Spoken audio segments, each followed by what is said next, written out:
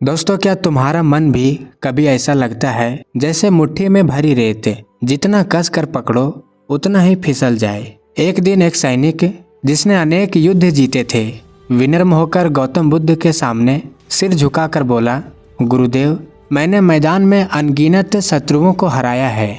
मेरी तलवार कभी नहीं हारी, पर जब मैं अकेला बैठता हूँ मेरा मन मुझे हरा देता है। ऐसा क्यों गुरुदेव? मैं ध्यान करता हूँ, अपने प्राणों की गति को देखता हूँ, फिर भी विचार मछली की तरह फिसल जाते हैं। जितना रोकता हूँ उतना भागता है। क्या मेरा मन इतना दुर्बल है? क्या मैं साधना के योग्य नहीं हूँ? गुरुदेव, बुद्ध शांत रहे। उन्होंने सैनिक को पास के सरोवर तक चलने का संकेत किया। वहाँ एक मछुआरा बार बार जाल फेंक रहा था। अधीर होकर जैसे ही वह जाल खींचता मछलियाँ निकल जाती। फिर वह रुका, स्थिर हुआ, पानी शांत हुआ और मछलियाँ स्वयं पास आ गईं।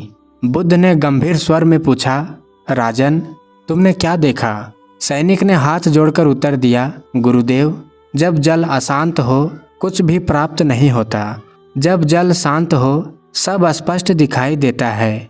बुद्ध ने करुणा से उसकी ओर देखा, राजन, मन दुर्बल नहीं है, तुम उसे बलपूर्वक जीतना चाहते हो। यही तुम्हारी भूल है।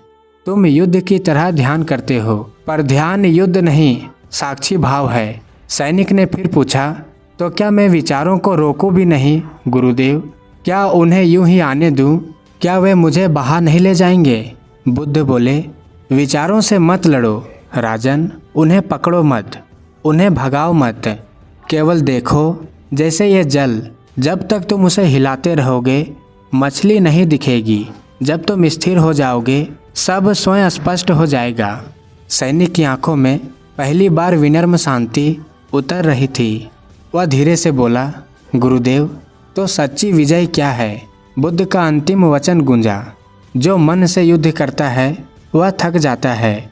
जो मन को समझ लेता है वही सच्चा विजेता है। सबसे बड़ी विजय तलवार से नहीं, स्वयं पर धैर्य से मिलती है। दोस्तों, उस दिन एक योद्धा ने जाना, रणभूमि बाहर नहीं उसके भीतर थी।